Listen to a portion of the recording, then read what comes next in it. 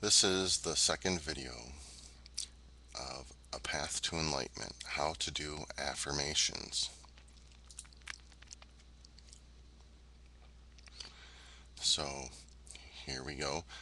First suggestion would be to get a little booklet and a pen and to put it in your pocket and to write down things that seem that you want or want to become.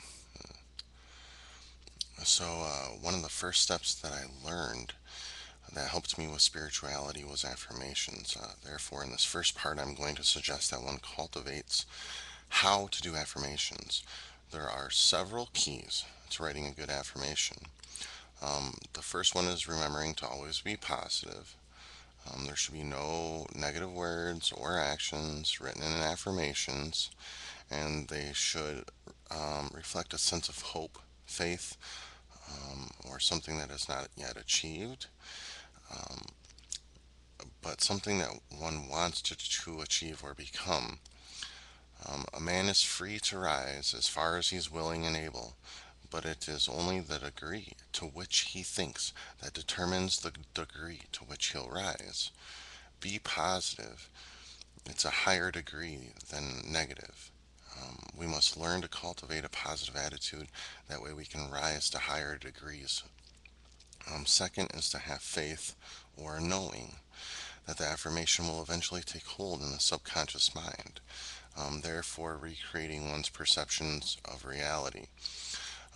There's a law in psychology that states if we form a picture in our minds and hold it there long enough, we will soon become, or eventually become, what we think about. The eventually part means that the affirmations will settle into the subconscious mind, thereby making it a part of our intuitive belief system. With these tests that are that it's reliable and there's the validity, psychology backs it up. We can bring faith to what is going to happen, and once the first affirmations take hold, we then form this knowing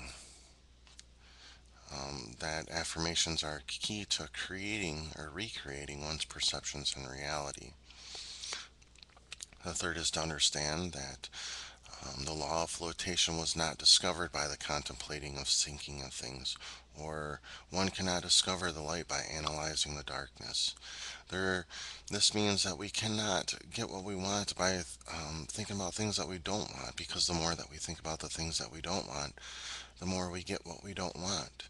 If one thinks that they can never do something, do you think that they'll be able to do it? If one thinks that they can never be something, do you think that they'll be able to be it? We must focus on the light, not on the darkness. If we stay focused on the darkness, we will never find the light. Therefore, a task in writing an affirmation should be to stay focused on what one wants and desires and not on what one doesn't want and doesn't desire. By passionately believing in that which does not exist, we create it. And that which does not exist has not been sufficiently desired. We must passionately believe in that which we want to create in our lives, not on the things that we don't want to create, because it works both ways. By believing in that which we don't want, we create what we don't want in our lives. Again, we cannot discover the light by analyzing the darkness. Fourth, emotion and imagination should also be added to every affirmation, as much emotion and imagination as possible. Imagination consists of using our five senses, which gives it more life and vividness. The affirmation becomes more prominent in our mind. Um, but create an affirmation and imagine it with any of the senses, and then imagine it with all the senses, and one will quickly find out that with the senses, the image becomes more vivid and real-like. Just as much as our senses make an affirmation more prominent in our mind, so does emotion. Um, that is added to an affirmation by feeling the affirmation. This makes it become more alive and more real. This can be accomplished by imagination uh, and emotion, by imagining the emotion, and also by emphasizing each word individually gives the affirmation more emotion. So we can make an affirmation that says, I want to feel good. And first we would emphasize the word I, and then we would emphasize the word want, and then the word to, and then feel, and then good. And stronger emotions are created each time a different word is emphasized in an affirmation. Without emotion and imagination, the affirmation is not as effective. These are two great factors in doing an affirmation that can make it very effective. Fifth, the more frequency, duration, and intensity of stimulation, the quicker an affirmation will take effect. It is about self discipline and creating habits from our affirmations. The more discipline we have, frequency and duration, and the more intensity we have, emotions and imagination, the more affirmations become a habit and have a chance to settle into our subconscious mind. I cannot stress this enough, people. We must make affirmations a daily practice, the, or a habit through frequency of doing it. The more we put in, the more that it'll come out. Or said another way, we must deposit before we can make a withdraw. The more we deposit, the more we can withdraw. Excellence is something that we repeatedly do. Excellence is not an act, but a habit. By cultivating good habits, affirmations being one of them, we become excellent in those good habits. We could also say that the longer we do our affirmations, the more intensity we put into it with imagination and emotion, the more the habit is strengthened. Making affirmations a habit is in one's life is necessary if one wants to reap the benefits from it. Sixth. Okay, so now we're on the sixth principle. Um, we should focus on what one wants. Our affirmation should focus on what one is for. Okay, so instead of what one is against. For example, Mother Teresa was asked if she would attend a rally against war, and she said, no, I will not attend a rally against war, but if you have a rally for peace, I will come. Another example would be to create an affirmation that says, I am not a smoker. Instead, one should create an affirmation that says, I am healthy. By taking the smoker um, out of the equation, by stating I am healthy, focuses on what one is for, being healthy instead of what one is against, smoking. There are many times when I go back through my affirmations and find where I was against something and not for something. You know, when I notice it, I quickly change the affirmation and replace it with something that I am for, plain and simple, instead of being what I'm against. It's a very important idea when creating affirmations. We don't want to be unhealthy. We want to be healthy. That's what we want. The final suggestion for creating affirmations has to do with implementing the affirmations. I hear, I forget. I see, I remember. I do, I understand. So one must act as if what one is thinking is already here. Tell yourself, I know it, I desire it, it's on its way, nothing can stop it, and I'm not going to be upset about it. By saying this, one lets go of the outcome and cultivates an infinite patience. Since we know that affirmations work and that eventually what we think about is what we become, there's no reason to be frustrated or upset about not coming, it not coming, because we have this knowing that it is going to come. This result, this is the result from knowing that it's on its way. And with this knowing, there is something that we cannot, or there's really nothing that we cannot create in our lives. Uh, One will start to discover that they have the potential within themselves to create anything that they wish to desire or to be or to have in their lives. There's no difference between what the brain imagines and what takes place in the physical world in our minds. The scientists have discovered that the same parts of our brain light up when imagining an act or doing the same act. There is no difference in brain activity. By understanding this, we understand that what we create in our mind is an exact replica in the mind as if we were actually doing the act. So thinking is not just thinking, thinking is actually doing.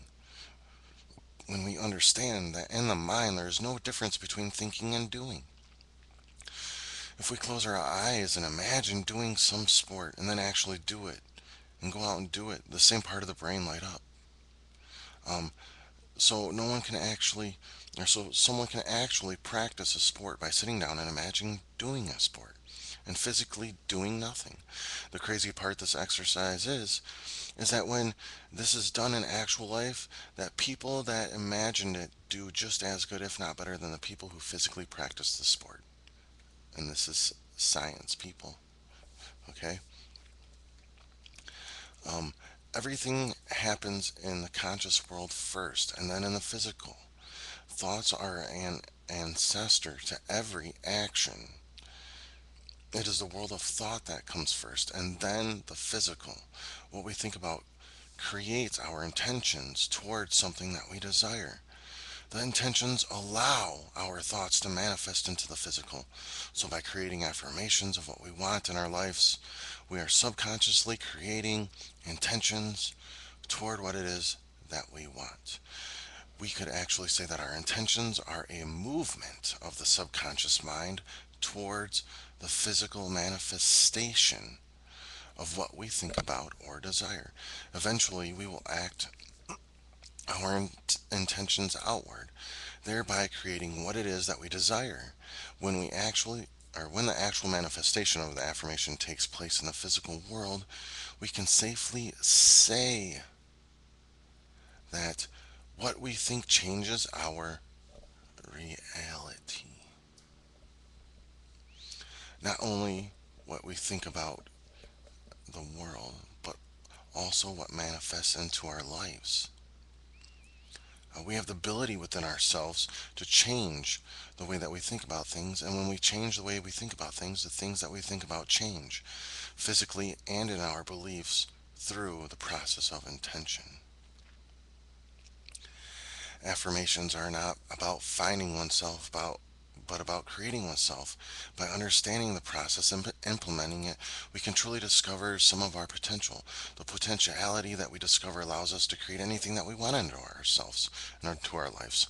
One is constantly creating and recreating new and better affirmations, which creates and recreates new and better self. The possibilities are endless.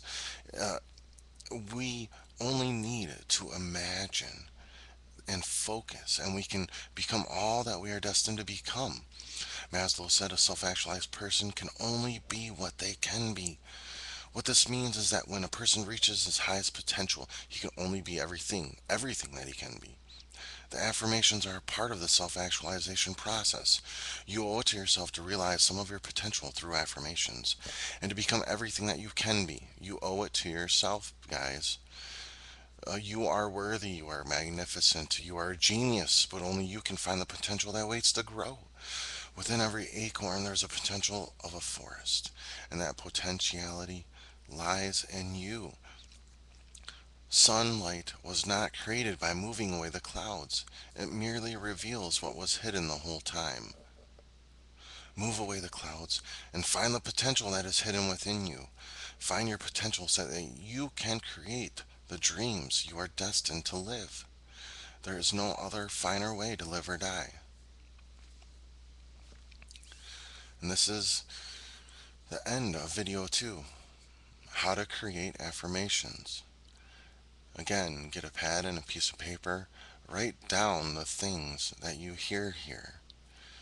Memorize them, say them every day, create a habit. Do it for yourself. It works for me, and I know, and I am positive, through self discipline and self restraint, you can do it too. Namaste.